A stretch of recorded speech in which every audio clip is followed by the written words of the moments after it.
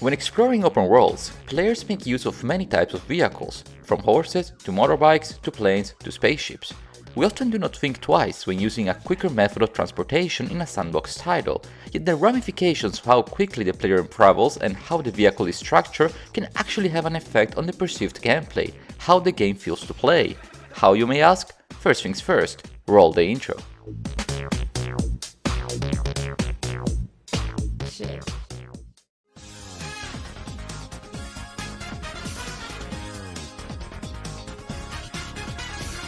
Almost 2 years ago, I released the video How to Better Measure Open Worlds, where I criticized the practice of measuring open worlds in square kilometers and suggested an alternative, measuring them with time.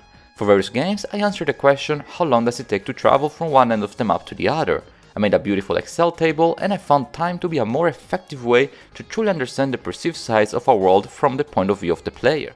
Two different games like The Elder Scrolls V Skyrim and Just Cause 4 have open worlds traversable in around 15 minutes, but the former is 37 square kilometers and the latter 1000, almost 30 times bigger, despite the fact that again, gameplay-wise, it takes about the same time to travel around the region of Skyrim that it takes to do the same in the island of Solis.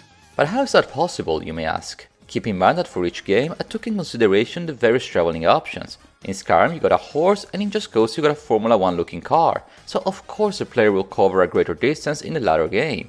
And I'm not comparing apples to oranges here, because I'm putting on the same plate the two most common methods of transportations for both games. It just so happened that one world has horse riders and the other one has highways. And while that answered the question on how to measure open worlds, it doesn't tackle the question on how the open world is experienced when traversing it using different vehicles. When walking in a game, there is certainly much more time for the player to explore the digital world more in depth, stopping by at every shop and to talk to every NPC, while racing around at 200 km an hour makes it much more difficult to slow down and seek these hidden treasures. The way a player plays when they have vehicles and when they do not changes, regardless of the size of the open world.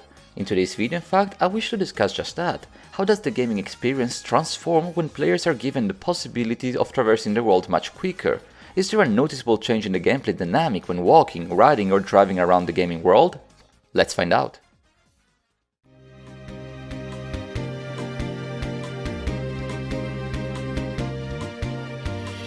There are many different ways to structure a digital world, both linear and open-ended, but visually all worlds in gaming need to have points of interest where the player has things to do.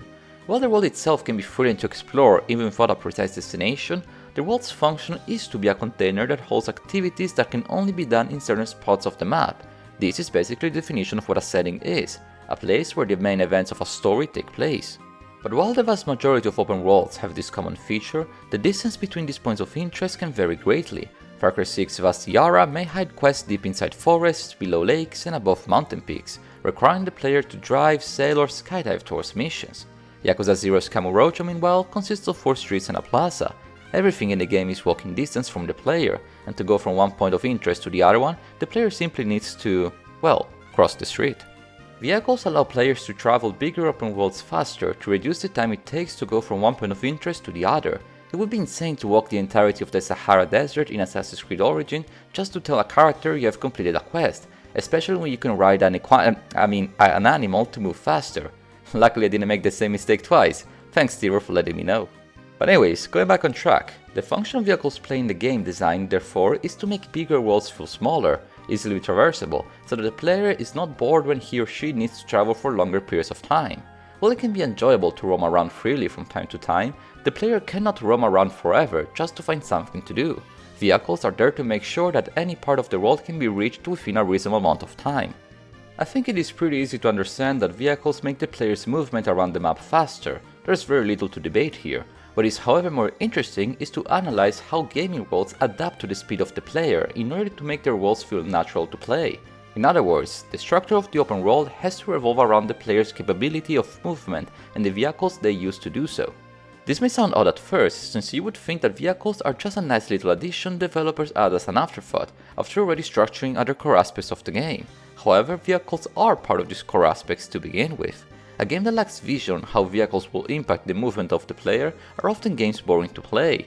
Taking in consideration a distance between points of interest is not a detail to be left for later, but perhaps the first detail to be determined before others. Okay, perhaps it is better to make a more tangible example. Take a game like Fallout New Vegas. At first, you may think that a game set in the middle of the desert, where the player ping-pongs around the map completing quests, would heavily benefit from a vehicle or two. However, the game lacks any, and while there are modders who would think otherwise, I believe that the reason why vehicles are not present in the game has nothing to do with the developers couldn't be bothered to develop them reason, but rather with how the Mojave Desert surrounding New Vegas is structured in the first place. To go from one end of the map to the other, it takes the player 11 minutes walking, around the same time it takes a player in Far Cry 4 to travel across the map in a motorbike. The two worlds of New Vegas and Kirat, however, couldn't be more different. Fallout New Vegas is a role-playing game filled with quests for the player to complete, often requiring him or her to talk to various NPCs around the world within different buildings and points of interest. In Far Cry 4, the main focus of the gameplay is fighting enemies in the expansive overworld with as few interruptions as possible. Far Cry's world therefore requires the player to move from enemy base to enemy base quickly, without stopping too often along the journey, while Fallout needs the player to walk and lose themselves in the world, to make it easier for them to find quests and treasures. The speed at which the games are built around is drastically different, and thus adding vehicles to Fallout or removing them from Far Cry would make achieving the player's task more tedious. The distance between the points of interest in the two worlds also differs, and for both, developers consider how the player would travel from one point to the other, making the experience of traveling exciting by various means. And these are only but two examples that prove my thesis, and I could make many more. Would you imagine playing Euro Truck Simulator 2 with the speeds of Formula 1? The game might sound fun at first, but you would suddenly make the immensity of continental Europe feel 3 times smaller. What about playing GTA 5 without the ability of stealing or driving vehicles? That would make the world feel bigger, true, but definitely too diluted, lowering the player's enjoyment. And now I'm addressing vehicles as we imagine them, but keep in mind the same discussion applies for dynamic forms of movements like the wingsuit in Just Cause 3 and the railing in Sunset Overdrive, not quite vehicles in the traditional sense, but still mechanics that make the digital worlds quickly traversable. When I did the measurements on how big the worlds are in terms of time rather than kilometers in gaming, I specifically decided to use the proper vehicles the game offers to the player rather than to always walk, because it would be naive to do otherwise. Sure, in a game like Mafia 3, you could walk between points of interest, but why would you? The common player will always use the car to move around great distances, so for the purposes of my analysis, I consider how quickly a player can and does traverse the gaming map. Furthermore, it is important to also highlight the fact that vehicles can come in various shapes and sizes. I'm not going to list all the different methods of transportation I've experienced when playing games, but in general I would say that there are 3 major ways to travel the world: by walking, riding an animal, and driving. There's also sailing and flying, but those are tied to specific games and tend not to be replaceable. What are you going to do in Assassin's Creed Black Flag? Swim across the Caribbean? To keep the discourse based on land vehicles, the 3 types of movements with the various alternatives and nuances permit the player to travel the world at many different speeds, and thus the worlds are adjusted accordingly. As a rule of thumb, if a game only permits the player to walk, the world is structured densely, with all interactions happening within a 10-minute walking radius. If cars are the preferred method of transportation, then the world's hotspots are farther away from each other, and a series of roads filled with smaller interesting locations fill the gaps. If the game has horses or riding in general, then it is likely that the world is going to be a middle ground between the walking and the car experience.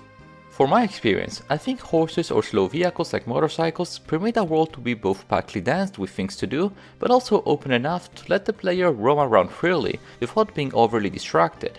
While I would for instance be against the idea of having a car in Fallout New Vegas, a horse or a mule could have worked well, reducing the gaps between quests without disrupting too much the designed world. Of course, as stated earlier, the right vehicle works for the right game. Just Cause needs a big open world, thus fast vehicles, and Yakuza needs a smaller open world, thus walking will do. But in general, I found games with horse riding or slower vehicles to be able to merge well the advantages the two extremes have. A game that showcases this well in my opinion is The Witcher 3 Wild Hunt. The various explorable regions of Velen and Novigrad offer the players various points of interest, some scattered around the pleasant world to traverse on horseback, and some densely packed in bigger cities. I could list many more examples, but as we come close to the end of the discussion, I want to make my thesis clear. Next time you're running around the rooftops of Mirror's Edge Catalyst, driving around the wastelands in Rage 2, or flying above GTA 5's Los Santos, take into consideration the way vehicles influence not only the way you play video games, but how video games are adapted to the way you explore them and play them.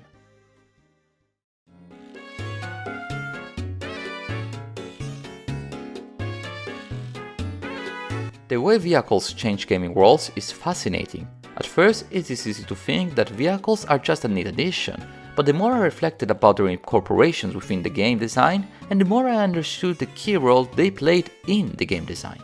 I always adore speaking and discussing about digital worlds that fascinate me, and I found equal interest in observing how external factors like vehicles interact and change the core dynamics of these worlds, so much so that I strongly believe the worlds are adapted to the vehicles in games, not the other way around. If you made it this far, I wanted to thank you one too many vehicles times for watching today's video. Not gonna lie, I really wanted to make a second video where I could show off and discuss the results of my old experiment. I'm really proud of this research and its results. What do you think about vehicles in games? Let me know down in the comments below. As always, I wish you all a wonderful day, and until next time, arrivederci!